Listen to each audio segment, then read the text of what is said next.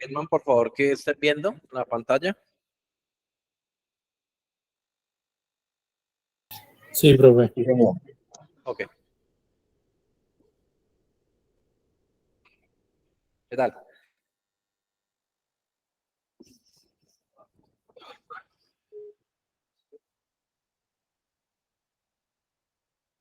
Grabando.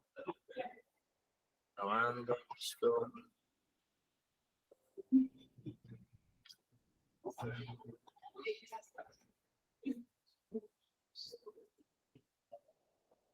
Bueno, chicos, ¿cómo van? ¿Cómo están?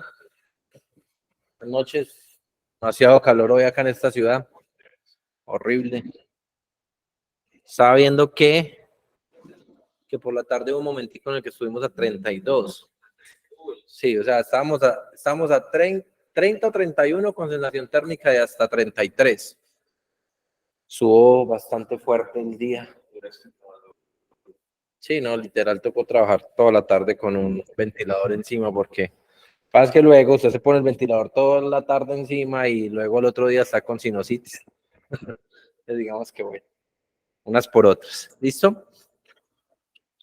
Bueno, me estaban haciendo una consulta, una duda que la vamos a despejar antes de arrancar la clase con relación al ejercicio del parcial, ¿sí? Algo que, ay, vamos a tratar de despejarlo muy rápidamente. ¿Listo?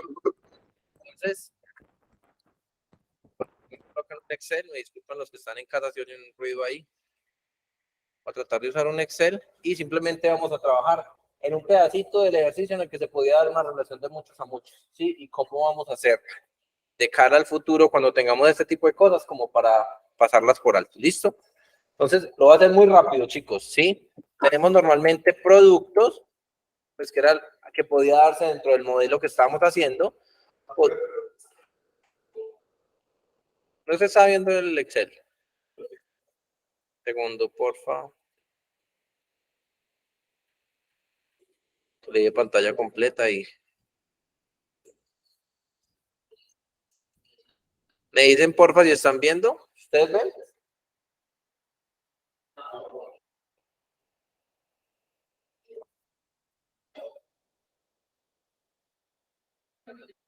Ahí sí. O pues entonces venga, yo lo duplico.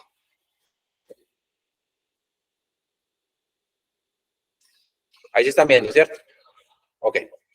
Listo, chicos. Entonces, se puede dar este caso de tener un tema de producto factura. ¿Sí? Y yo aquí puedo tener mi producto con la identificación normal, ¿cierto? Con un nombre. Podría pensar de pronto en un valor, esto no baja. Podría pensar en un valor unitario.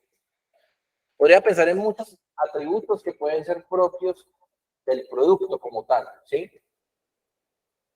Podría tener materiales o ingredientes o alguna cosa, pero eso ya podría ser otra relación con otra tabla que digamos que para este ejemplo no lo vamos a tener. Entonces digamos que, ¿cómo? Ah, sí, no, pero pues simplemente va a ser como un ejemplo como de lo que se puede dar en una relación de muchos a muchos. Entonces aquí tenemos una factura, ¿sí? Entonces cuando uno tiene una factura, normalmente uno que tiene, pues tiene un identificador de la factura o un número de la factura, puede tener un consecutivo interno, puede tener una fecha, ¿sí? Puede tener un cliente, que eso viene de otra parte, de otra tabla, ¿sí? Como que esta factura como tal debería verse como si fuera el encabezado, ¿sí? El encabezado de mi factura, ¿sí? ¿Qué pasaría si yo aquí le pongo un ID producto? Y adicionalmente, por ejemplo, como el ejercicio que hicimos, un ID descuento. ¿Qué pasaría?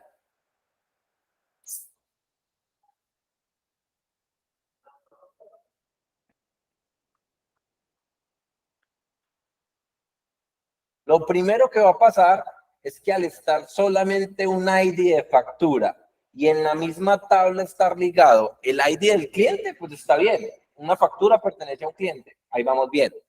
Pero una factura y solamente un ID de producto, quiere decir que este modelo va a generar una factura por cada compra de un producto que haga mi cliente, ¿sí? En la cantidad que él disponga. Entonces, ahí es donde aparece lo que siempre se ha conocido como una relación de muchos a muchos, ¿sí? ¿Por qué? Porque un producto podría estar en muchas facturas y a su vez una factura debería tener muchos productos. Imagínense la factura como esas hojitas que normalmente vemos, así sea en una ferretería, en una tienda o algo, que tiene un encabezadito arriba y que tiene normalmente una grilla en la parte de abajo en la que usted le va escribiendo la cantidad, le va escribiendo la descripción, le va escribiendo un valor unitario, abajo por acá un subtotal y no sé qué más cosas, ¿sí? Entonces, imagínense que, digamos que la parte que es más genérica es lo que haría las veces de la tabla factura.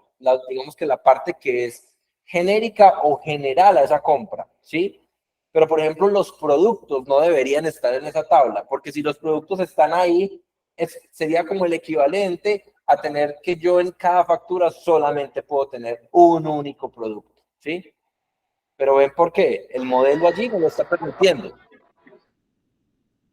¿Alguien levantó la mano? Espérate, yo miro si alguien entró, que sonó algo acá.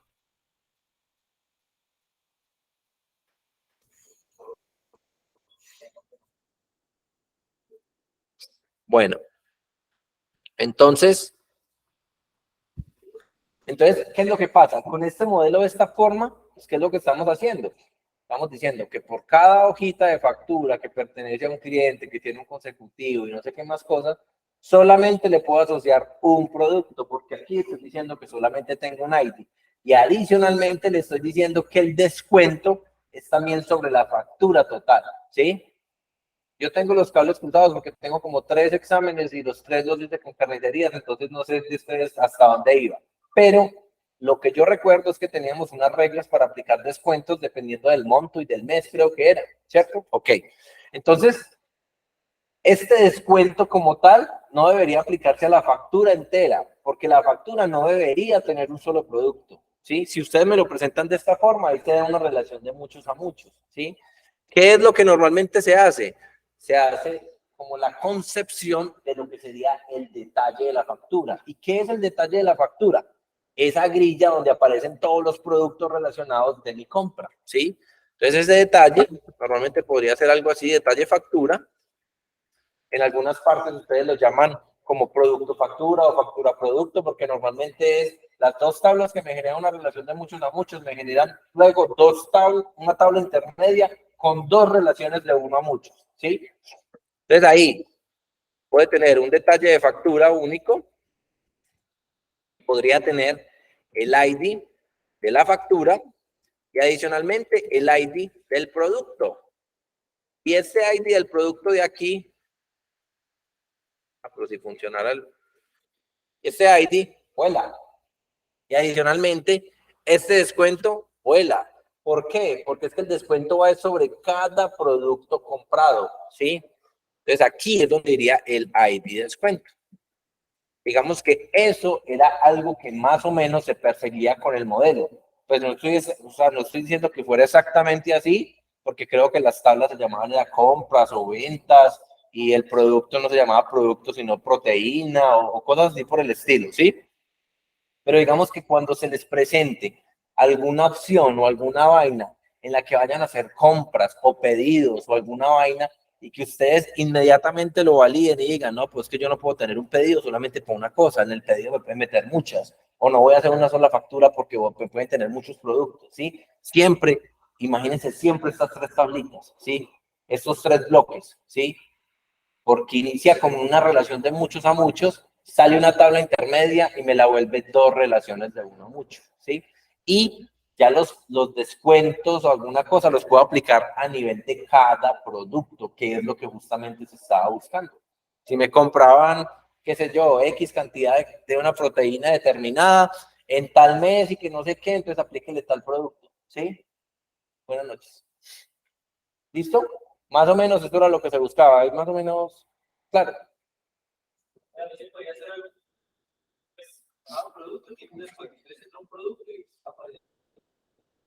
Sí.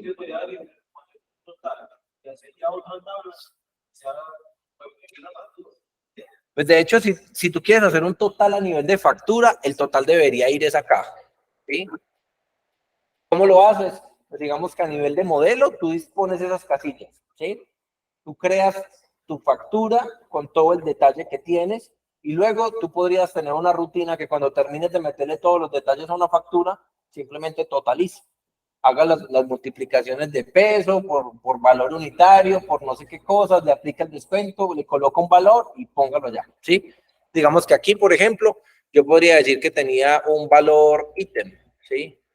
Y ese valor ítem sería por cada uno de los elementos que aparecen en ese detalle. Entonces, si yo tengo el ID de factura, yo ya sé a quién le pertenece ese detalle. El ID del producto, entonces voy a meter todos, ¿sí? Entonces, ¿qué me gano yo con eso? Si yo tengo aquí, ya que es necesario hacerlo, bueno, hagámoslo igual para que quede más gráfico. Si yo tengo aquí un ID producto, ¿sí?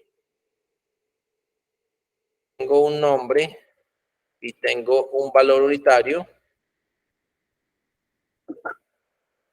Esto hace las veces de la tabla producto.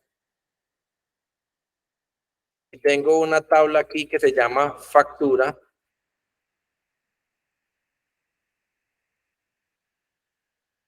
Con un ID, lo voy a escribir rápido, ¿sí? ID, un consecutivo, una fecha, un ID cliente, un total, dejémoslo así sin total. Entonces, ¿qué pasa? Yo tengo aquí uno, esta flecha abajo, 2 y 3. Tengo 3 productos. Uno se llama carne, uno se llama queso y el otro se llama pollo. El valor unitario que sea cualquier cosa. 3.000, 5.000, 10.000. Y luego defino una factura. Entonces vamos a definir, por ejemplo, una factura. ¿Eso qué fue? Muy bien. Uno, la factura, que el consecutivo sea el 345, una fecha que sea 30 de agosto de 2023 y que el ID del cliente sea un 45, es cualquier cosa, ¿sí? ¿Qué pasa? Mire que si yo quisiera asociar varios, esto, digamos que aquí lo que estamos viendo es como la estructura de los datos, cómo va a estar almacenada esa tabla que yo estoy definiendo arriba, esa entidad que estoy definiendo arriba. Esto ya es una vista de datos, datos reales que yo voy a tener en mi tabla. ¿Cómo yo podría asociarle varias cosas a una factura? Si yo le pongo un ID producto aquí, ¿cuál pongo? Si compré los 3 productos, ¿cuál pongo? ¿El producto 1, el producto 2 o el producto 3? ¿Sí? No se puede. Porque si ustedes me dicen que, pues compró el 1,2,3, terrible, eso sería terrible para la integridad de los datos y para la consistencia de los datos, ¿sí? Entonces ahí que aparece, sale una tabla intermedia que se llama detalle factura y esa tabla intermedia lo que va a tener es un ID detalle, un ID factura, un ID producto, un ID descuento y por ejemplo un valor ítem.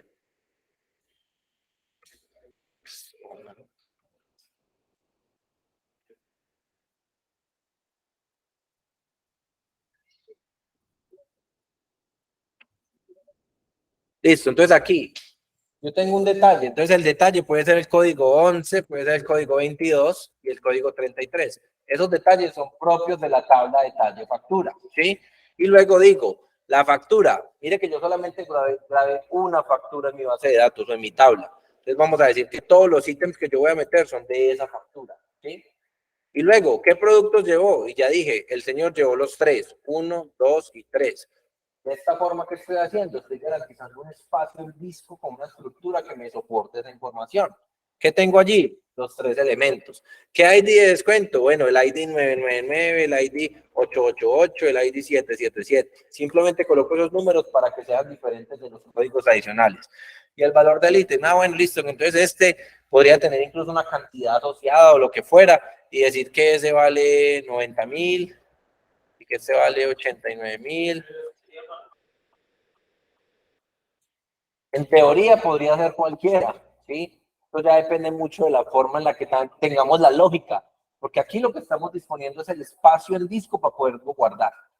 La lógica podría estar por encima y yo antes de meter el valor, antes de hacer el insert en esta tabla, yo podría haber hecho un select para sacar la información de la tabla, sacar cuál es el porcentaje, aplicarlo y ahí sí meterlo ya aplicado, ¿sí?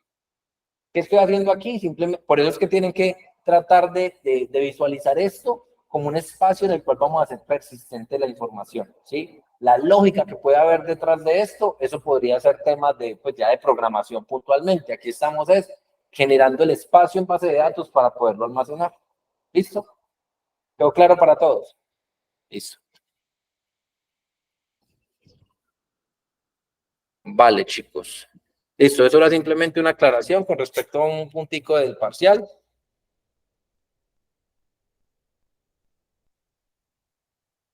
Sigamos entonces con lo que nos ocupa hoy.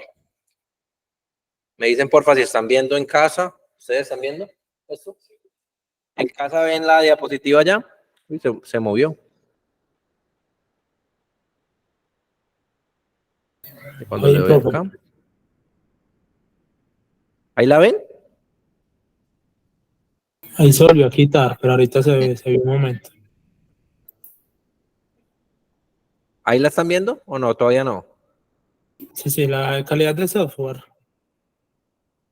Profe, yo no lo veo. ¿Juan, estás viendo? Ah, ok. Señor, estoy viendo. Listo, vale. Entonces dejémosla así. ¿Ahí sí la ven? ¿Y en casa la ven completa? Sí, señor. Listo. Ok, vale. Listo, entonces ayer, ahí les voy a pedir excusas porque soy súper ronco. Ayer estábamos viendo, digamos que todo el tema de calidad, ¿sí? Vimos primero una introducción muy grande al tema de calidad con todo lo que estábamos analizando relacionado con qué, pues digamos que con que la calidad, digamos, es el nivel de satisfacción que se obtiene con respecto a lo que sea que se haya concebido, con las necesidades que se concibió, con los requerimientos que se querían cumplir. Y vimos muchísimos ejemplos relacionados con ellos, ¿sí? Vimos ejemplos relacionados con ropa, con zapatos, hicimos como una línea de tiempo acá moviéndonos en todo lo que eran dispositivos, vimos ejemplos de la forma en la que se conectaban los mouse, de la forma en la que se conectaban luego, de los celulares, de la ropa, de los rotos en la ropa, bueno, hicimos una cantidad de cosas, simplemente como para tratar de dar un recorrido hacia lo que podría significar la calidad, ¿sí? Y vimos, digamos que ya entrando pues hacia la calidad del software, cómo la calidad del software se mide es por el cumplimiento de los requisitos, ¿sí? Pero ¿desde qué? Desde el sistema o de los requerimientos puntuales que me hayan solicitado, ¿sí? Entonces, lo que veíamos ayer, muy rápidamente, a mí me piden una calculadora, y si esa calculadora hace sumas, pero no me garantizan que estén bien, es probable que yo esté cumpliendo con algunas cosas, pero no con otras, ¿sí? Funcionalidad sí, porque suma, pero confiabilidad no, porque no suma, no siempre suma preciso, hay veces que suma mal, hay veces que suma menos. ¿Por qué? Porque pueden haber variantes en el desarrollo y la forma en la que fue construido que haya quedado con algún tipo de limitantes, ¿sí? Hablamos de la usabilidad, de la portabilidad, de la corrección y de la oportunidad, ¿sí? Quiero hacer como un poquito de hincapié en las últimas dos, con el tema de la corrección. Digamos que la corrección siempre va a estar muy atada a esa facilidad que pueda suponer el hecho de hacer algún tipo de desarrollo o de ajuste o de arreglo o de nueva característica sobre algo que ya esté desarrollado, ¿sí? ¿Y por qué se los digo? Porque nosotros somos desarrolladores, ¿sí? Y para nadie es un secreto que después de la pandemia el mundo se nos abrió a nosotros, ¿sí? ¿Por qué? Porque antes tú tenías la posibilidad de acudir a las 3, a las 10 o a las 20 empresas que tuvieras en la ciudad y se acabó. Y hasta ahí llegó tu alcance. ¿Qué pasó con la pandemia? Nos mandó para la casa, nos encerró y de alguna forma nos potenció también, ¿sí? ¿Por qué? Porque ya todo el mundo veía que había muchas operaciones y muchos trabajos que no implicaban el hecho de desplazarse hasta un sitio. Entonces, ¿qué pasó? Buenas. Entonces, ¿qué pasó? Se nos abrieron las puertas. Lo primero que se nos abrió fue Medellín. Medellín, digamos que era donde estaban las mejores y las más importantes ofertas junto con Bogotá. Pero pues si uno es un ingeniero, por lo menos yo desde mi perspectiva, yo decía, Medellín me lo aguanto, pero Bogotá no me gusta, ¿sí? Hay gente que prefiere Bogotá que Medellín. Es totalmente entendible, ¿sí? Es de gustos. Pero la pandemia, ¿qué hizo? Nos derribó todas esas fronteras. Y ahora incluso uno puede conseguir trabajo afuera del país, pues obviamente con el requerimiento de tener un inglés más o menos aceptable, ¿sí? Obviamente que va a depender también en términos principales pues, del rol, porque si tú vas a tener un rol que vas a tener contacto con un cliente y el cliente es de la India o el cliente es completamente anglófono, pues tú no vas a poder trabajar con ellos, así de simple. Por más que tú sepas las condiciones, las consideraciones técnicas, si en la parte de comunicación se queda corta, pues obviamente no va a haber forma de hacer el trabajo, ¿sí? Pero ¿esto a qué voy? ¿A qué voy con ello, chicos? Que es el panorama más común. No siempre estamos llamados para hacer software de cero, ¿sí? De hecho, me atrevería a decir que en un porcentaje mayoritario, por lo menos en el 70 o en el 80% de los casos, si no es un poquito más alto, normalmente uno entra, ¿qué? A soportar lo que ya existe, a desarrollar sobre cosas que ya existen, ¿sí? Algún módulo o algún aplicativo se estaba haciendo, se requirieron más manos y vamos a contratar ingenieros que tengan ciertas skills y que puedan entrar a apoyar el equipo, ¿sí? ¿Qué pasa con esto? Ahí aparece el tema de la corrección completamente, digamos que claro y específico. ¿En qué sentido?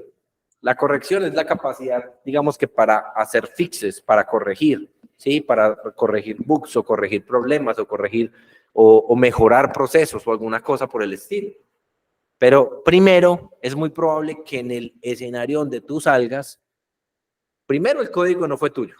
Pues ahí ya tú arrancaste haciendo un fix o una nueva característica o lo que sea sobre algo que es ajeno, ¿sí? Si tuviste suerte, lo hizo alguien que hable español. Si no, probablemente lo hizo otra persona que de pronto no hable español, que hable inglés o que hable francés o que hable alguna otra cosa. Normalmente inglés, ¿sí? Entonces, ¿qué pasa? Digamos que si no hay los suficientes estándares y no hay los suficientes comentarios o no hay la suficiente documentación, va a ser una aventura tratar de primero, antes que poder hacer el arreglo, entender en dónde estoy parado, ¿sí?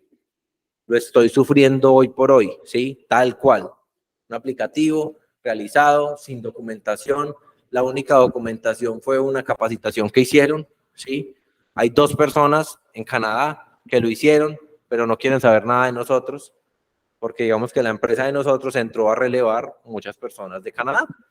Y ellos eran muy buenos técnicamente y los dejaron para un ala del negocio y se desentendieron de nosotros. Y digamos que quedaron como, de cierta forma, tomaron personal las decisiones del negocio, que eran decisiones de negocio. Entonces, cuando responden una duda, la responden con 3 piedras en la mano o responden lo más específico que puedan para no dar mucho contexto, ¿sí? Y adicionalmente, el código está terriblemente documentado, por no decir inexistentemente documentado. Entonces, toca entrar primero a ver qué fue lo que hicieron, a ver qué es lo que está haciendo eso, con qué se comunica esa vaina, hasta dónde llega, ¿sí?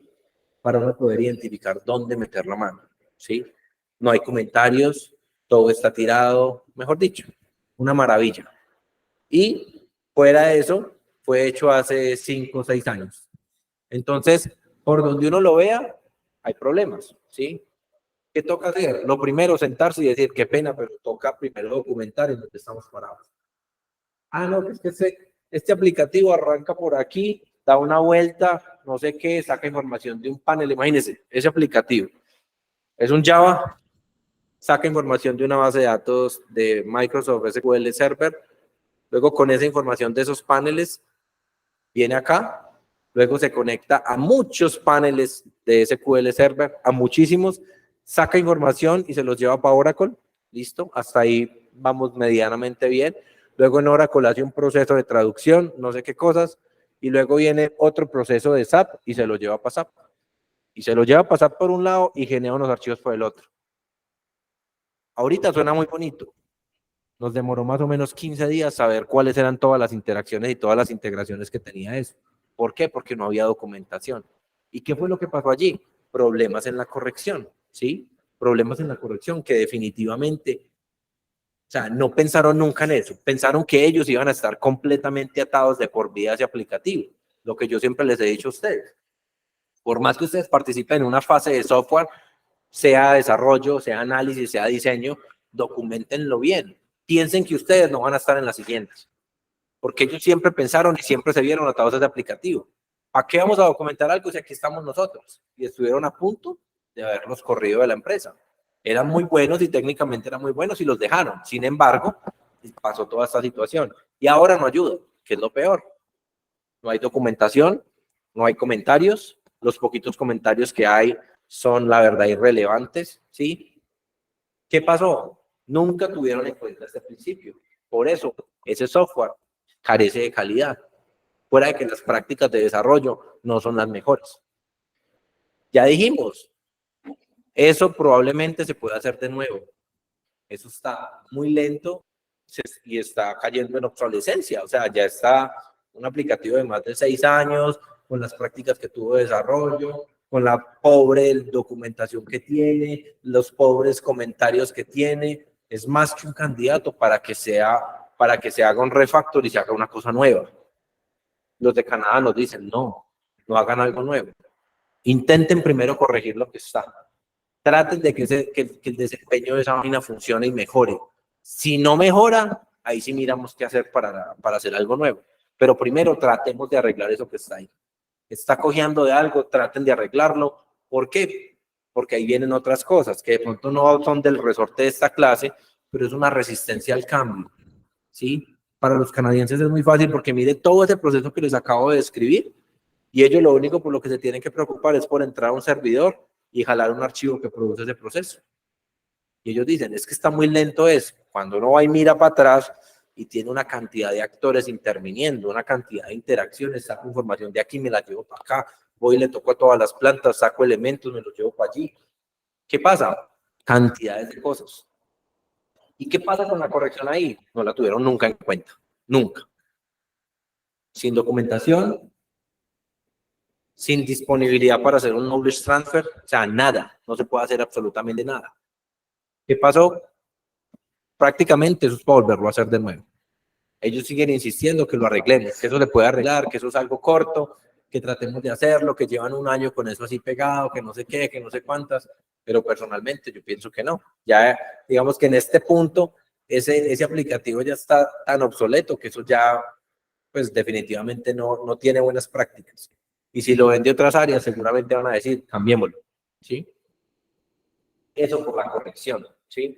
Y por la oportunidad que me parece bastante importante y que no lo hablamos ayer, es, digamos que la disponibilidad de que el aplicativo no solamente haga lo que tiene que hacer, arroje información importante, sea fácil de usar, se pueda aportar, sea compatible con muchos sistemas, se deje corregir y fuera de eso, que esté disponible cuando lo necesito, ¿sí?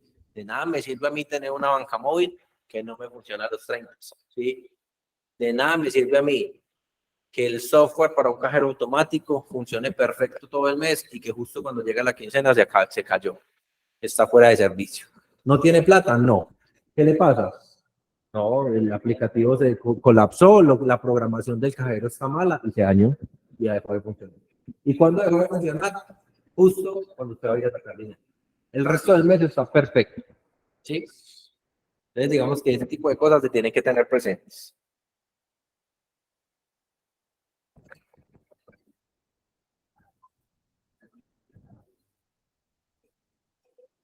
Listo. Entonces, aquí vamos a hablar como, pues digamos que de dos aspectos que me parecen que son relevantes, ¿sí?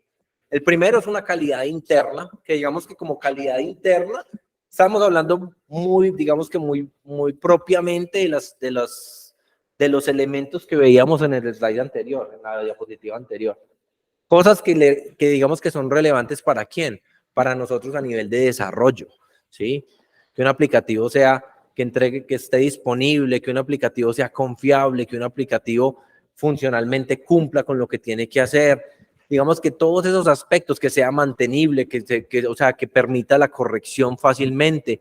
Ese tipo de características son características que son propias y que digamos que nos van a afectar a nosotros como desarrolladores. ¿Por qué? Porque estamos hablando de la parte interna de ese aplicativo o de ese software o de esa pieza de software, ¿sí? ¿Qué es importante acá tener en cuenta, chicos? Que nosotros, digamos que participamos de ese proceso de la calidad del software desde el momento en el que le metemos la mano a un aplicativo, sea para hacer algo nuevo, sea para arreglar algo que ya está viejo, sea para hacer una nueva rutina o sea para hacer algo completamente desde cero, ¿sí? Pero no somos los únicos, digamos, los únicos involucrados en ese proceso de calidad. ¿Por qué? Es porque también hay, no sé si ustedes han visto en muchas partes, y si no lo han visto, pues les cuento, en muchas partes hay roles, digamos que casi que en todas las empresas que desarrollan normalmente hay roles que son QA. QA por su sigla de Quality Assurance o aseguramiento en la calidad, se traducen testers, probadores, ¿sí? Personas que se encargan de ¿qué? Digamos de hacer una prevalidación de que todos esos requerimientos que se hicieron se estén cumpliendo. O sea, dicho de otra forma, como ya sabemos que es calidad, digamos que lo que están haciendo ellos es justamente lo que su nombre dice, aseguramiento de la calidad. Asegurar que el aplicativo haga y cumpla con las necesidades o que satisfaga las necesidades y los requerimientos con los cuales fue construido o por los cuales fue construido, ¿sí? Entonces, eso digamos que es una visión de calidad desde la perspectiva interna y ahí estamos involucrados todos, desarrolladores, los project managers, las personas de los equipos agile, las personas, los probadores, los testers, todas las personas que participan de un equipo de desarrollo, ¿sí? Ahora, cuando se habla de calidad externa, ¿sí? Es algo muy importante también. Cuando hablamos de la calidad externa, ya estamos hablando desde la perspectiva de ¿quién? Del usuario, ¿sí? ¿Qué pasa con el usuario?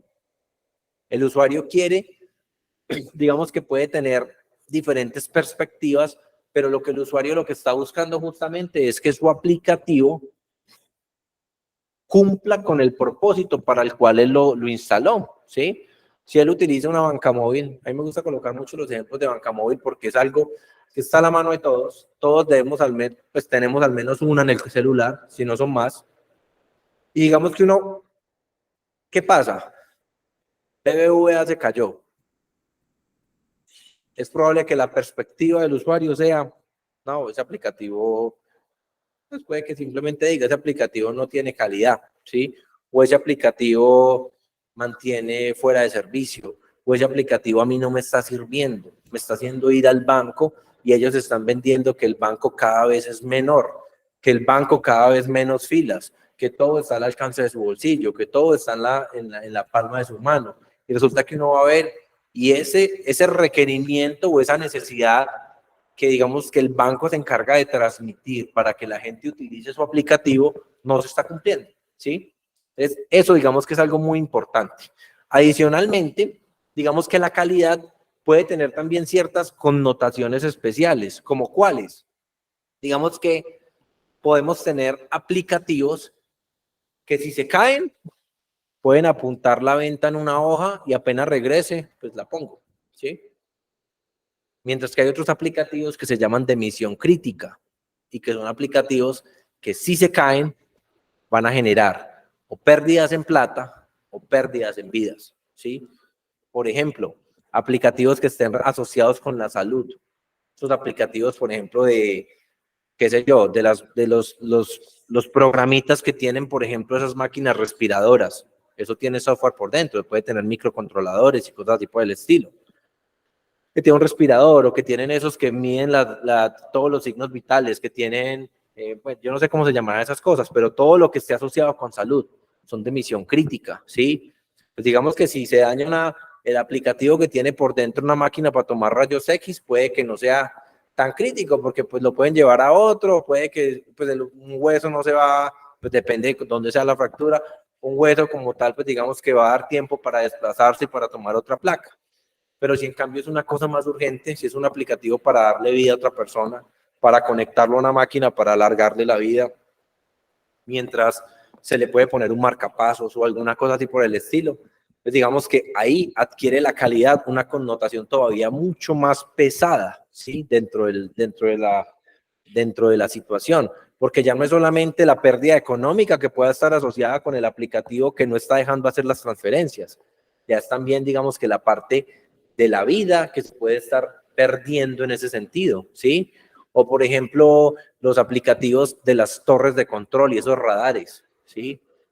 Si un radar de esos deja de funcionar o si un radar de esos le dio por dar una ubicación diferente y está mostrándolo allí como si estuviera en tal parte y el avión viene en otra, se dañó algo allí en un receptor o alguna vaina y simplemente ¿qué va a pasar?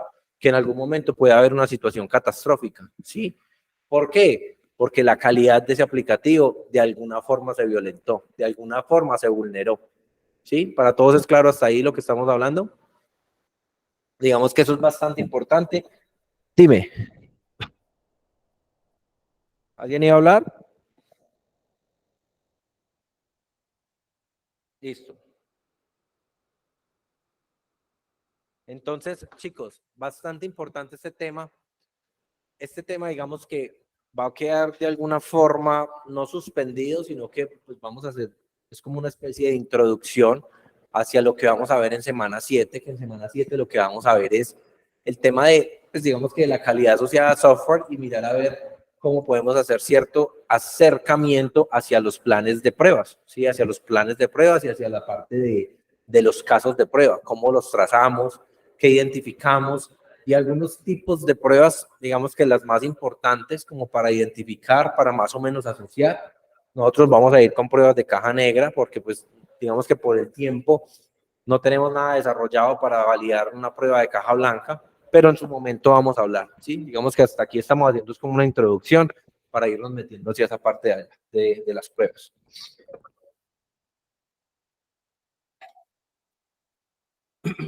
Entonces, aquí hay un interrogante. Está bien.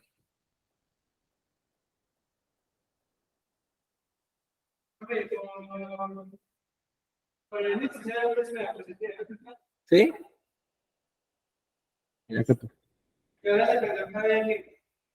No, estamos desembalados. Espérate, yo lo.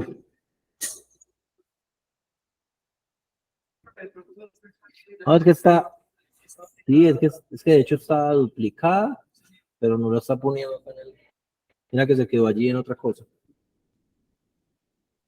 Ay, mira si tú la ves ahí, por favor.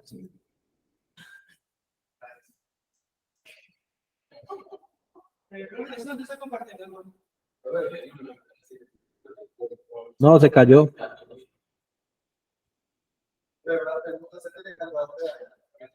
No. No tengo. Mira a ver qué pantalla te carga allí. Y yo valido acá cuál estamos viendo.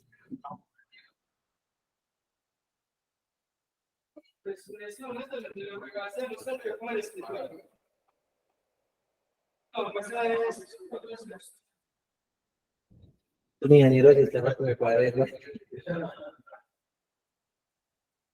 Un segundo, porfa, que es que tenemos un problema con la proyección.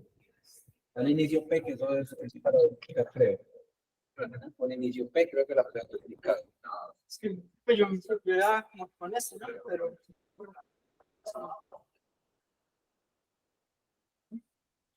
Es que diga duplicado.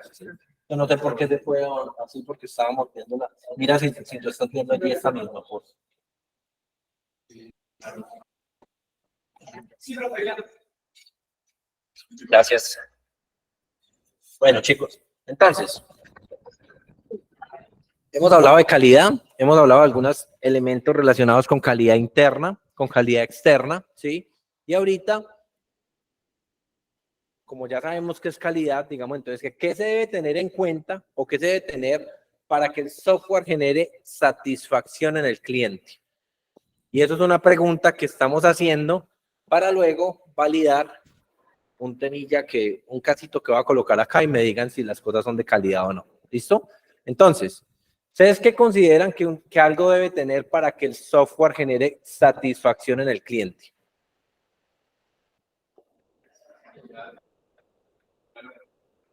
¿cierto? Que cumpla el objetivo. Otros dirán que cumpla, que le muestre lo que es, que le satisfaga los requerimientos, que efectivamente ahorre tiempos o que mejore procesos o que estandarice procesos, que sea fácil de usar. Pero en el caso de que no tenga una página web y pues sea bastante transparente a todos los usuarios, si se comienzan a ver porque el funcionamiento no lo hace mismo. No, o sea, digamos que ese tipo de cosas son las que se encuentran en los procesos de pruebas, ¿sí? Porque hay diferentes tipos de pruebas. Y hay algunas pruebas que son de estrés y pruebas de concurrencia, ¿sí? Esas pruebas lo que se hacen es justamente, si yo veo que hay un aplicativo que va a tener muchísimos usuarios, entonces tratar de definir una buena arquitectura para que ante todos los llamados, digamos que no los vayan a tumbar. ¿Ustedes se imaginan, por ejemplo, qué sería de una página, llámese Mercado Libre, que debe ser muy concurrida, o una página como, ¿qué? Como Linio, o como las de Falabella, o las del Éxito, son páginas que deben de tener muchísimo tráfico, ¿sí? Si yo hago una página de esas y no tengo los requisitos de infraestructura, y fuera de eso, no tengo los requisitos de arquitectura, que son dos cosas diferentes. La infraestructura, digamos que es los recursos asociados a los servidores en donde estoy, ¿sí? La cantidad de memoria, la cantidad de CPUs que tiene disponible para hacer el aplicativo, para alojar el aplicativo y para que el aplicativo funcione. Y a nivel de arquitectura, ¿sí? Con todos los temas que hay de concurrencia, si eso no se tiene en cuenta, esa página va a terminar siendo de mala calidad, por lo que dice Juan, ¿sí? Es una página que le entran 50,000 personas, por decir algo, por poner un número, ¿sí? Ponga un ejemplo de Mercado Libre. Mercado Libre, acá en el país somos 50 millones de personas. Mayores de edad seremos por ahí 20 millones de personas. Con acceso a Internet seremos por ahí un cuarto, por ahí 4 millones de personas. Y que estén accediendo a una página de esas a la vez, pongámosle que sean en el mismo franja de hora, que sean por lo menos eso, por ahí 20,000 o 30,000 personas que pudieran estar interesados en buscar algo en Mercado Libre. No van a buscar el mismo producto, pero sí le van a pegar a la misma plataforma, ¿sí? A lo que sea Mercado Libre. ¿Qué hacen ellos? Ellos se encargan de hacer muchísimas cosas para mejorar el performance, cosas de las que yo no sé personalmente, porque nunca he trabajado en una empresa que tenga aplicativos con esos niveles de demanda, ¿sí? Pero muy seguramente van a tener balanceadores de llamados, van a tener elementos para hacer los llamados de concurrencia, van a trabajar con hilos de programación, o sea, van a hacer muchas cosas para garantizar que todos esos disparos que le están haciendo a la página, y cuando yo hablo de disparos son todas esas conexiones, se vayan balanceando y no vayan a permitir que la página deje de ser operativa, ¿sí? Dime, ¿qué vas a decir?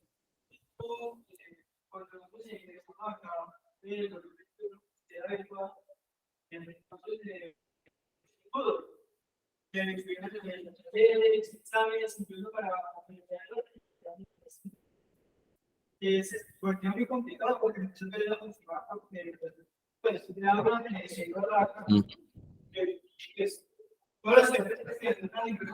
claro, y obviamente, y eso, digamos que eso se justifica probablemente la parte de infraestructura donde estaban alojados estos Moodle, porque todavía es un Moodle, sino que se subió de versión. Probablemente no tenía requisitos necesarios para que todo el mundo entrara, porque es que una cosa es que tengamos una clase y que hayan 2 personas metidos en el Moodle, y otra cosa muy diferente es que toda la universidad, de todas las sedes que están adscritas a la de Medellín, porque esta es un hijito de la de Medellín, se conecten al mismo servidor donde está el Moodle. Pues muy seguramente en algún punto se va a caer, en algún punto se va a reventar. ¿Y por qué? Porque la pandemia también hizo eso. La pandemia evidenció que habían ciertas plataformas que les faltaba. ¿Que les faltaba qué? Les faltaba normalmente recursos, les faltaba máquina, les faltaba de pronto mejores, pues digamos que el Moodle como tal, eso es un producto que es libre y es un producto que entiendo yo que se adquiere como la licencia de uso, pero entiendo que eso no se paga por él, es como una cosa libre. pero pues digamos que te entregan es como una versión en obra gris y ya tú lo que te encargas es de personalizar, ¿sí?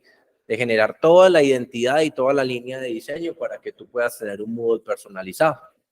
Es muy probablemente pasaba eso, ¿sí? Se había hecho un estudio, no, pues no todos van a estudiar en el Moodle a la misma hora. Resulta que ya luego, cuando entró la pandemia, la única forma de estudiar era en el Moodle. ¿Qué pasó? Se congestionó y se caía. O cuando van a hacer exámenes, por ejemplo, cuando hacían exámenes finales. Yo creo que ese fue el último semestre en el que yo di. Yo tuve una pausa y luego volví y tuve otra pausa. En pandemia fue muy difícil porque primero las clases virtuales a veces le dejan a uno el sinsabor, porque yo aquí por lo menos estoy viendo caras, estoy viendo que el uno frunce, que el otro se duerme allá atrás, ¿sí? que no, pero es de verdad, el uno se durmió, el otro miró, el otro hizo un torcido, no entendió un carajo, el otro se ríe del chiste, no sé qué, no sé cuántas, ¿qué pasa? Cuando uno está dando clases virtuales completamente, es algo que uno no puede garantizar, ¿sí? Uno pedía cámara para ciertos eventos evaluativos, pero ¿qué pasaba? Nos faltaba el que decía, profe, yo no tengo cámara. ¿Cómo hago yo para validar si esa persona sí tiene o no tiene cámara? Es imposible. Ok, perfecto, no tiene cámara, está bien. Un voto de confianza para muchas cosas. Es muy difícil. Sí, total. No, y es muy complejo esa situación, ¿sí? Entonces, digamos que para ir cerrando esta pregunta, ¿qué debe tener el software para que genere satisfacción en el cliente? Y digamos que ahí lo que estamos viendo es justamente todas las cosas que debería tener, ¿sí? Que básicamente, si lo vamos a resumir, que cumpla su propósito. Pero ¿cuál es el propósito? Eso va a depender del contexto, como casi todo lo que vamos a hacer nosotros en el mundo del desarrollo, ¿sí? La base de datos. ¿Será que esos campos sirven? Depende del contexto, ¿sí? Les ponía ejemplos en muchas partes. Si yo voy a hacer una tabla de un carro y la voy a hacer para el Instituto de Tránsito, no es exactamente lo mismo que para una tabla de carros en un instituto, en una consignataria de carros, de vehículos, ¿sí? Van a haber datos que son irrelevantes, ¿sí?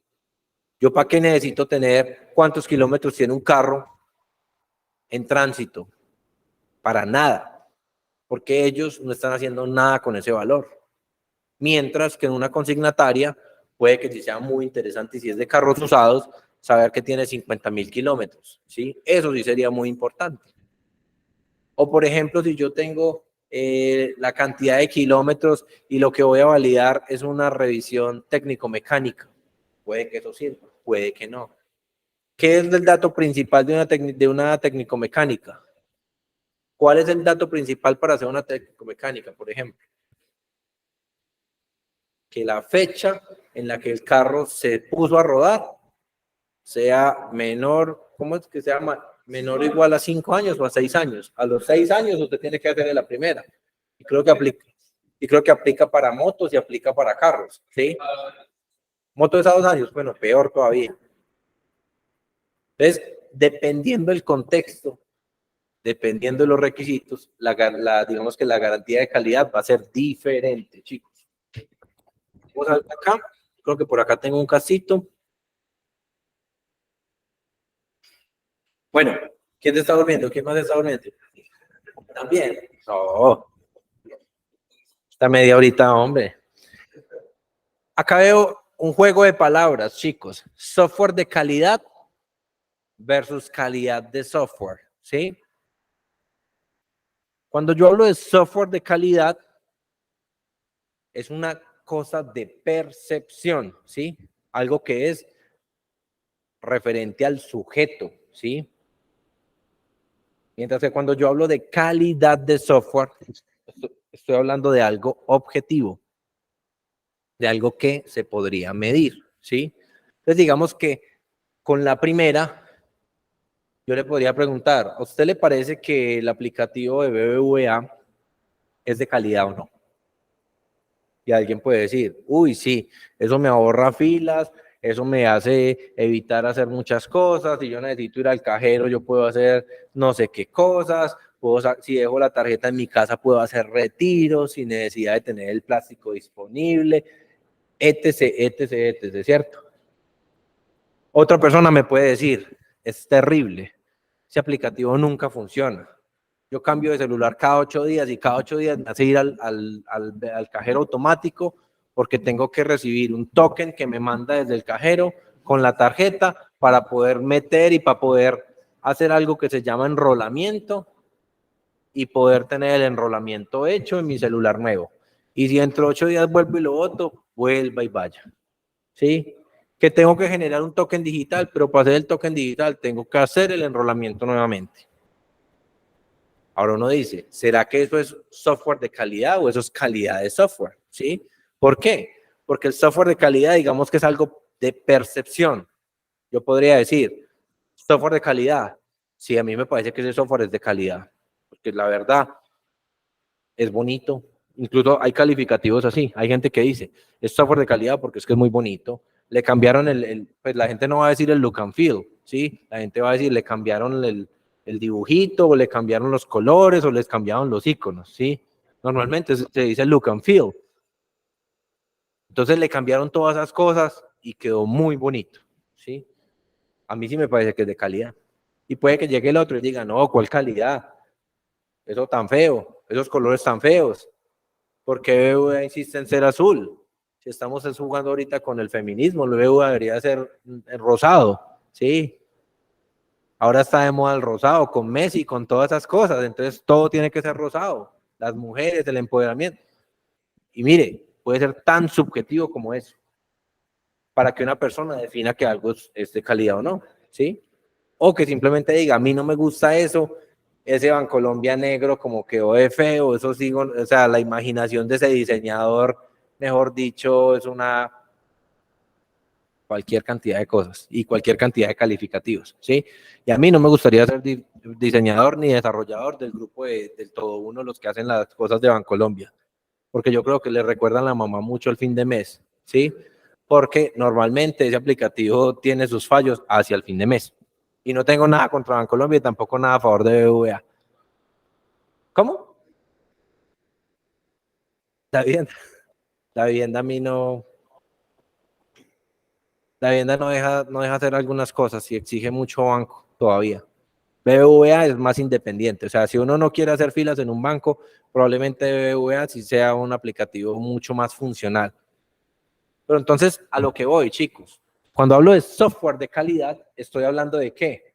¿Aquí hay alguien que trabaja en la vivienda de pronto? ¿O en BBVA?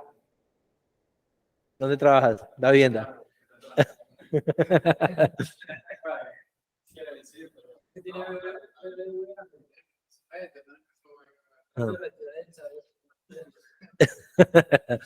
No, y es de verdad. Resulta que vamos a decir, software de calidad. Entonces, lo que les decía ahorita, alguien llega y habla muy mal de un banco, alguien llega y habla muy bien de un banco.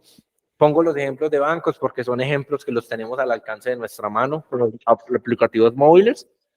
Resulta que si uno se pone a entrar más en detalle y saliéndose ya de esa percepción inicial de que si algo es de calidad o no es de calidad, entonces aparece la parte de abajo, que es la parte de calidad de software, ¿sí? Y esa calidad de software, esa sí obedece a los criterios que estábamos viendo antes y quizás a muchos más, a la funcionalidad, a la confiabilidad, a la seguridad, a la oportunidad, ¿sí? Y todas esas cosas que estábamos viendo.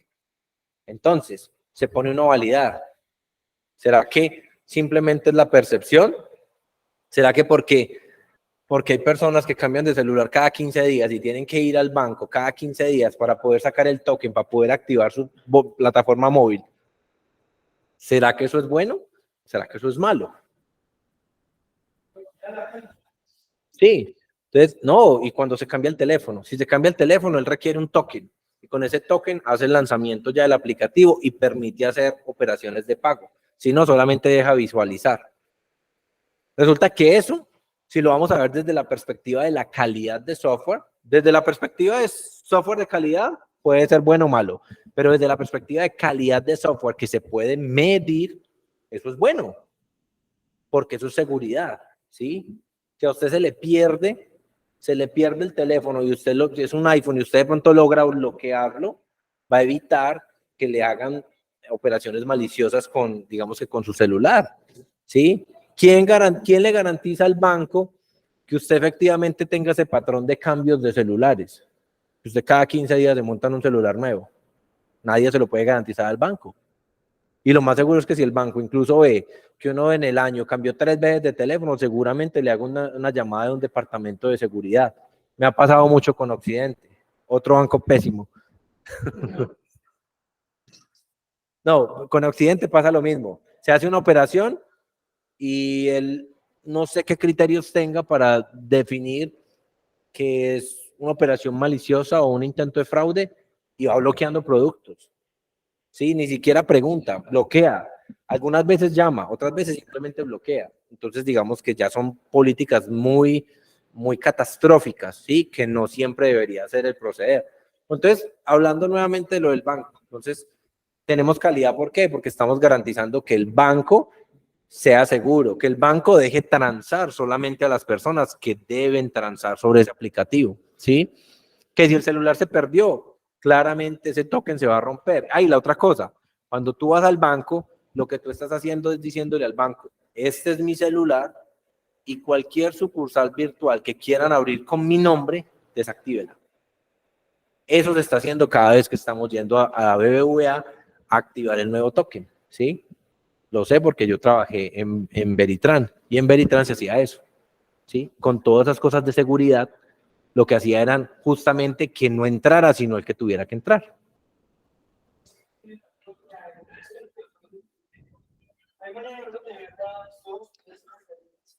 Hasta donde entiendo, uno solamente activa uno, ¿sí? Y está el otro canal, que es el canal web, que si lo manejan otro proveedor. Entonces, digamos que ahí tienes dos canales, uno móvil y uno web, ¿sí? Uno web. Y permite hacer prácticamente lo mismo. Prácticamente lo mismo. Pero entonces, a lo que yo quería llegar era eso, digamos que a este nivel, ¿sí? Hay unas cosas que son de percepción y otras que son de objetividad. Y a las que estamos apuntando aquí, digamos que son de objetividad. Vamos a poner un casito y nos vamos a parar acá en este ejemplo. ¿Listo? O sea que tenemos este caso, ¿sí? Se desarrolló, acorde a las necesidades de un usuario, un editor de texto que, independiente de la longitud en caracteres, siempre genera archivos de 300 páginas, ¿sí? Así solo se escriba una letra. El código no tenía defectos, era elegante, era fácil de usar, era rápido. Entonces, imaginémonos eso. Imaginemos que nosotros hicimos ¿qué? Un editor de texto. Cuando hablamos de un editor de texto, en algunas partes le dicen procesador de palabras, en otras partes simplemente dicen un Word, ¿sí? Cualquier cosa que pueda hacer lo mismo. Resulta que el cliente viene a mí y me dice, el 300 es mi número favorito, ¿sí? Y yo necesito que cualquier cosa, mejor dicho, que cuando le digan abrir a un nuevo documento y le digan guardar, ese archivo siempre tenga 300 páginas. Así me hayan escrito una sola letra, ¿sí? Si me escribe más de 300, pues seguramente el archivo se va a extender. Pero si el archivo le escriben una página hasta 299, siempre va a tener 300 hojas. Tratemos de visualizar. ¿Ustedes qué opinión les merece eso? Ojo, esa fue la necesidad que dijo el cliente que tenía. Y el desarrollo hizo eso. Generó un aplicativo con 300 páginas.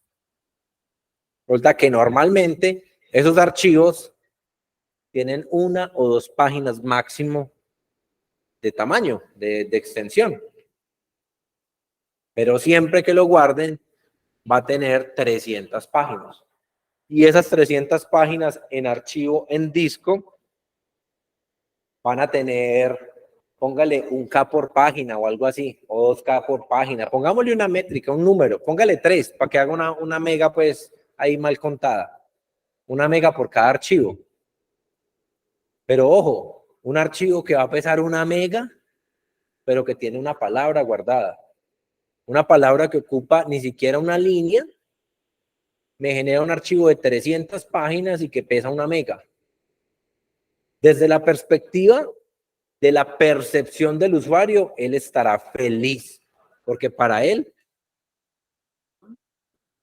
está funcionando y hizo justamente lo que él desde su subjetividad solicitó. Ahora, ¿será que eso corresponde a software de calidad o a calidad de software? ¿Al que es percepción o al que es métrica, que es objetivo? ¿Cómo? Al que es subjetivo o al que es objetivo. Al que es subjetivo, ¿cierto? ¿Por qué? Porque él seguramente va a estar feliz. ¿Por qué? Porque logró que le hicieran su aplicativo, el editorcito, hasta su nombre le pusieron, el loguito que él quería, la carita de él en el muñequito, bueno, le hicieron todo lo que él pedía. Y adicionalmente el requisito más fuerte que él pedía, que era justamente 300 páginas. Si el archivo tiene hasta 299, que valga 300. Y si tiene más de 300, pues que tenga la extensión que quiera.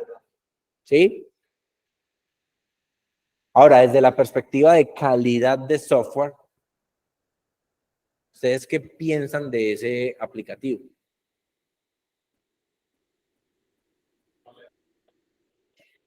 Entre otras cosas, ¿cierto? Mal uso de recursos. ¿Por qué? Imagínense que ustedes ese archivo tengan que enviar, de esos archivos de ese editor, tengan que enviarlos por un correo. ¿Sí? Y ojo, estamos haciendo una métrica suave de 3K por cada página. Puede que sea más, puede que sea menos. Yo de esos temas no sé. Pero dígame que cada página pese, por ejemplo, 10K. Cada página vacía que pese 10K, si son 300, hay muchos emails que tienen cuotas de 1 giga o de 2 gigas y ya. ¿Qué va a pasar? Vamos a tener problemas.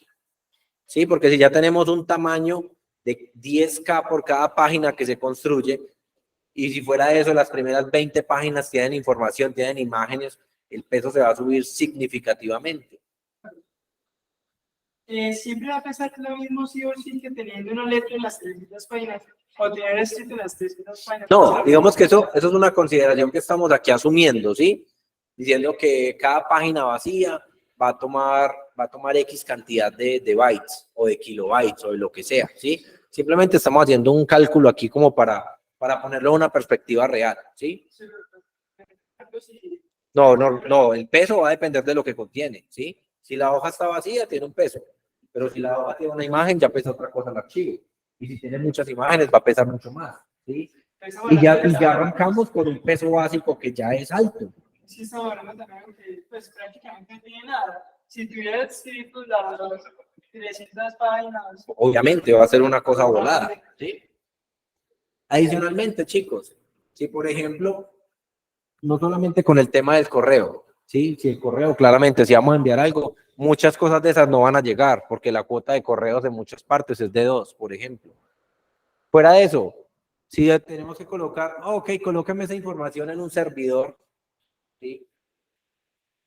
Por ejemplo, servidores de los que se usan ahora, que los de AWS, que los servidores se pagan es por peso, por el peso que se almacena o por el peso que se transa o por la cantidad de transacciones o por el tamaño de la base de datos o por el tamaño de lo que se está almacenando allí.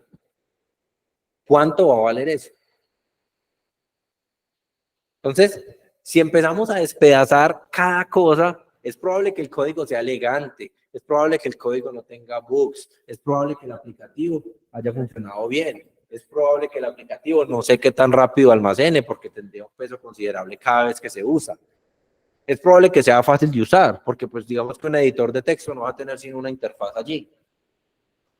Ahora, ¿será que se está cumpliendo con la calidad? Es una pregunta difícil de responder, porque digamos que desde la definición primitiva de calidad se están cumpliendo con los requerimientos del cliente. Ahora, desde la perspectiva de la calidad interna que hace un ratico vimos, está asociada con la parte del desarrollo y con la parte de nosotros como desarrolladores, muy probablemente no se esté cumpliendo, ¿sí? Porque no hay buenas prácticas, porque digamos que no siempre se puede decir que sí absolutamente todo. ¿Por qué? Porque el cliente, por más dinero que tenga, en algún momento se va a quejar por las cuentas que le van a llegar, por los débitos que le van a hacer, los cobros que le van a hacer a su tarjeta de crédito, o por cualquier cantidad de cosas, ¿sí?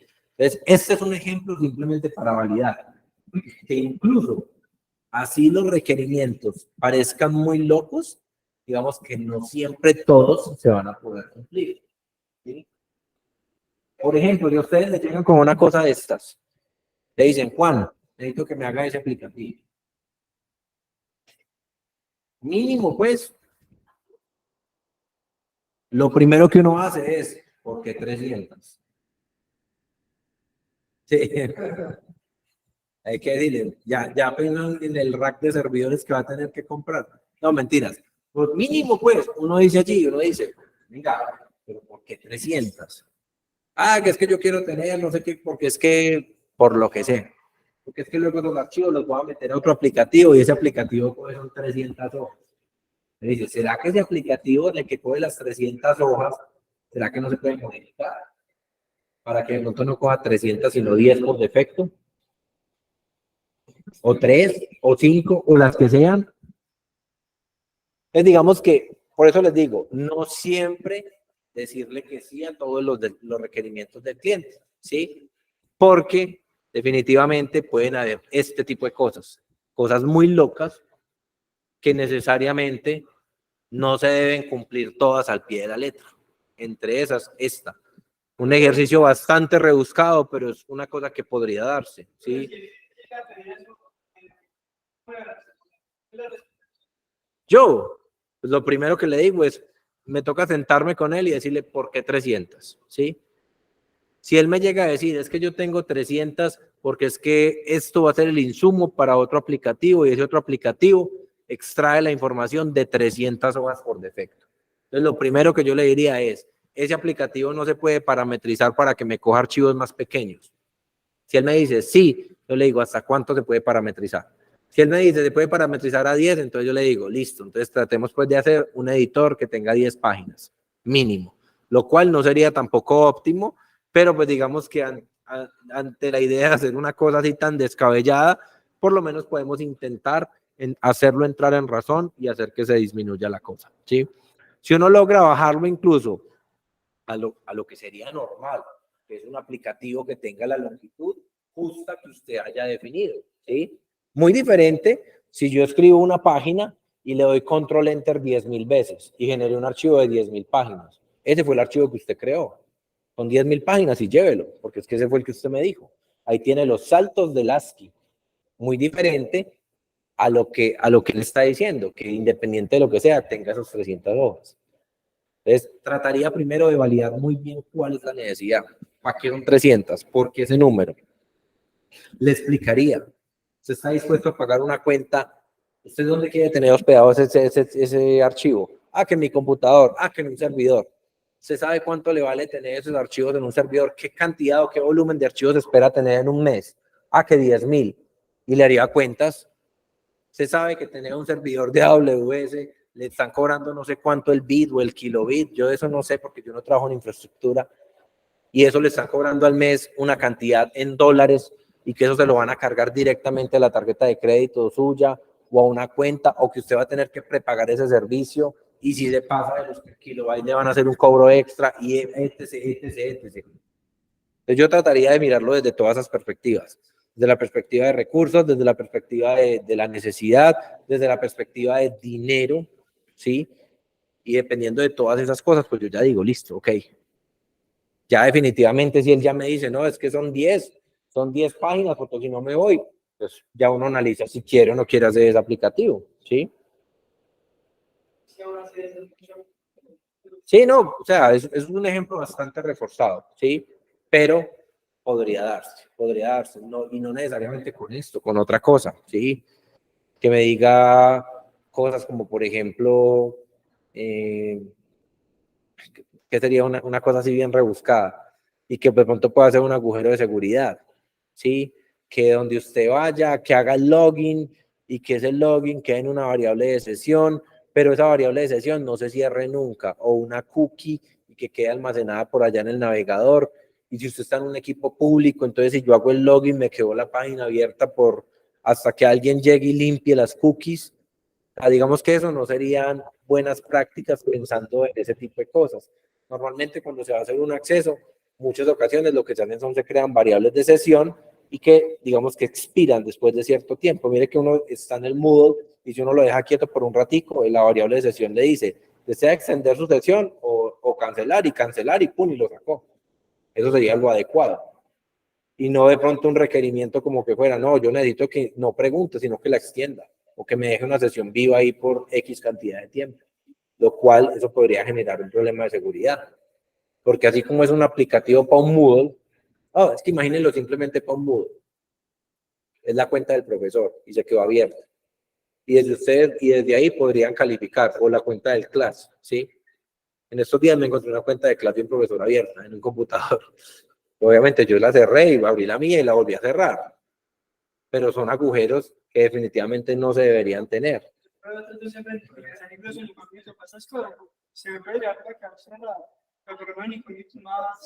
Sí, ¿no?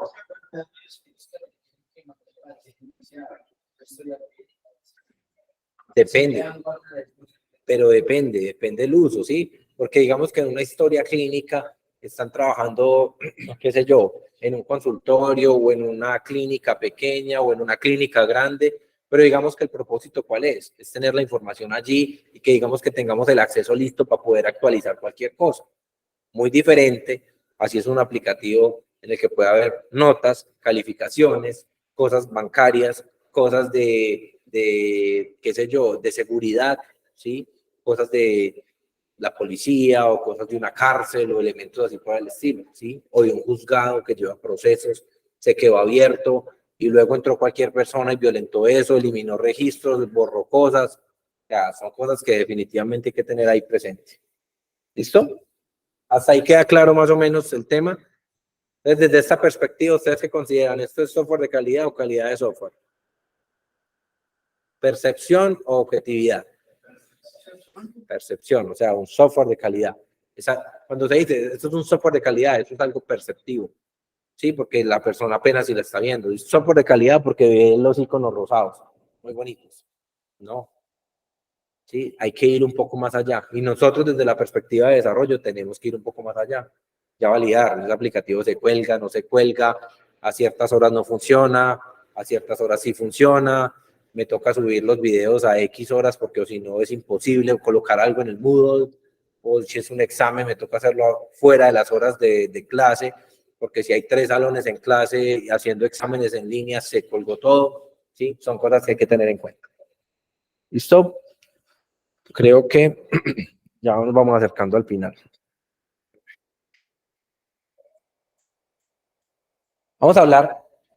Vamos a introducir esta parte relacionada con calidad,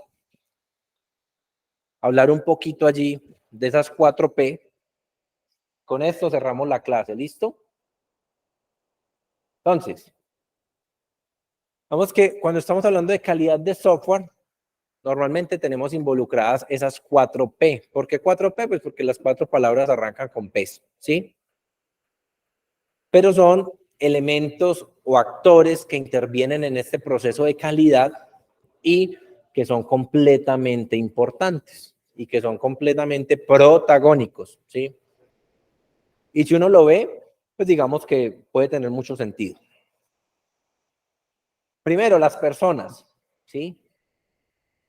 En muchas ocasiones, y digamos que eso ha mejorado muchísimo con todo el tema de las metodologías ágiles, digamos que la manera en la que se van involucrando las personas en los diferentes roles, ¿sí? No solamente desde la perspectiva de quiénes están en un proyecto, trabajando o desarrollando, ¿sí? Sino también desde la perspectiva de quienes están controlando el proyecto y las maneras o las formas o las metodologías que están haciendo uso para poder trabajar con ello, ¿sí? Entonces aquí tenemos que van apareciendo roles que se encargan de facilitar, que ahora hay muchísimos allá el facilitator, que son simplemente las personas que se encargan de llevar o de ejecutar una metodología ágil, normalmente como lo que sería como una especie de moderador o de PM, o de, si están trabajando con Scrum, entonces sería un Scrum Master o algo así por el estilo, y que son personas, digamos que en este caso es bastante importante las personas porque son, en definitiva, las que se encargan de ejecutar las acciones y las que se encargan de hacer que esos engranajes se vayan moviendo de alguna forma, que se vaya trabajando,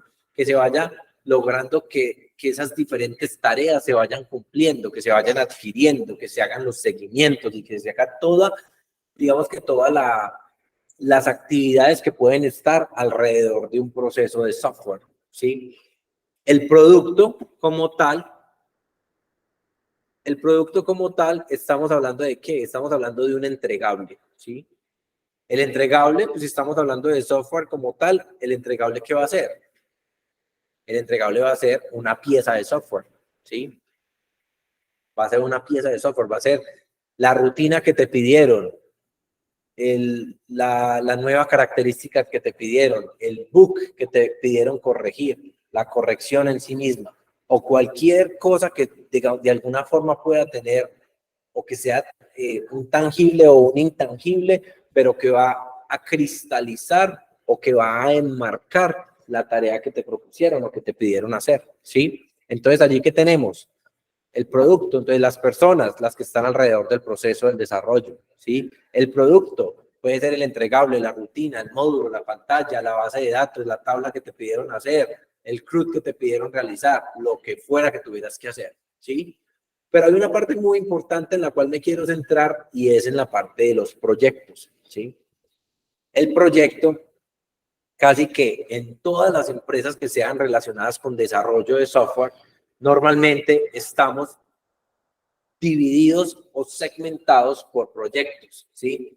Y pasa muchísimas partes. ¿Por qué? Porque digamos que como los ingenieros, nosotros los ingenieros de sistema y más cuando somos ingenieros de desarrollo, podemos entrar o podemos ser útiles en diferentes áreas, en diferentes saberes, en diferentes quehaceres relacionados con tecnología. Nosotros no necesariamente tenemos que hacer aplicativos en los cuales se hable de desarrollo, ¿sí? Nosotros podemos hacer aplicativos de cualquier rama. Podemos hacer aplicativos de transporte, podemos hacer aplicativos de medicina, podemos hacer aplicativos bancarios, podemos hacer aplicativos de lo que sea, de documentación, de archivos, de juzgados, de lo que se nos ocurra, ¿sí? ¿Qué pasa? Que normalmente hay empresas grandes y sus divisiones o su segregación está asociada con esos proyectos. ¿Por qué? Porque se da mucho que, por ejemplo, empresas grandes como Indra, como Tata, como Globant, o empresas así pues grandes de desarrollo, son empresas que su quehacer o su ocupación no es realizar un producto propio, sino ofrecer servicios para que otras empresas hagan sus productos, o soportar sus productos, o mantener sus productos, o corregir sus productos. Casi siempre entre corregir y hacer nuevas cosas y soportarlas, ¿sí? Entonces, esa dinámica de los proyectos adquiere una vital importancia. ¿Por qué? Porque están divididos. Están divididos. Entonces, puede que todos nosotros trabajáramos en Indra. Yo pongo Indra porque es la fábrica probablemente la más grande de esta región, ¿sí? Y una de las más grandes del país. O Tata, que también es otra fábrica, ¿sí? O podamos tener, creo que acá también hay otra que se me fue el nombre. Creo que terminan en Labs o algo así, no me acuerdo bueno, otra, no me acuerdo cuál es. En todo caso, son fábricas de software y lo que hacen justamente es eso, ofrecer servicios. Incluso, así no sean fábricas como por ejemplo Globant y empresas que ya son mucho más grandes y que también tienen, digamos que reconocimiento internacional, la forma más fácil es, yo vinculo a los ingenieros y luego me encargo de, por otro lado, de tener comerciales que están vendiendo mis servicios para yo ofrecer soluciones de ingeniería y soluciones de desarrollo. Entonces, Globant tiene 1.000 personas o 2.000 personas en Colombia, no sé cuántas tenga, debe tener muchísimas porque hace mucho rato tenía 1.000. Y Globant tiene clientes en todas partes del mundo.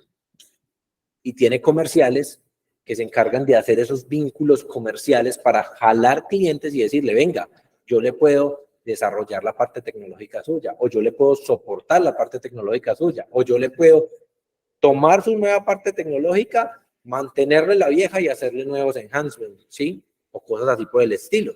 Entonces, eso claramente les va a gustar muchísimo, les va a gustar muchísimo. ¿Por qué? Porque ellos no tienen la carga prestacional, no tienen la, digamos que la subordinación, y ellos lo que hacen, digamos, es que simplemente, ok, yo soy una empresa grande en el exterior y le entrego a Globan o a Indra o a cualquier empresa, le entrego este proyecto con estas especificaciones, necesitamos más o menos unas 10 personas en el equipo base, y Indra se encarga de armarlo, o Tata o Globan o el que sea. Y yo como empresa grande me dedico a hacer otras cosas que me generan dinero, pero ya sé que mi estrategia tecnológica la está soportando otra persona. Entonces, allí aparece todo ese tema de los proyectos. ¿Por qué? Porque a usted le tiran, a la empresa le ponen el proyecto como tal, y luego, ¿qué van a hacer? Luego van a coger y van a decir, ok, entonces aquí va a entrar el PM. El PM es un Project Manager, ¿sí? Él es el que se encarga de tener como el liderazgo, la visibilidad del proyecto, ¿sí? Pero a su vez, ese PM probablemente tenga roles de Scrum, si están aplicando Scrum. Entonces tengo un Product Owner, que es el que se encarga de tener las voces del cliente, y puedo tener un Scrum Master que se encargue de llevar mis reuniones de Scrum, y puedo tener unos testers, y puedo tener unos desarrolladores, y se arma un equipo de proyecto, ¿sí? Se arma un equipo de proyecto. ¿Cómo? No, ahí le falta mucho. Son 20 minutos.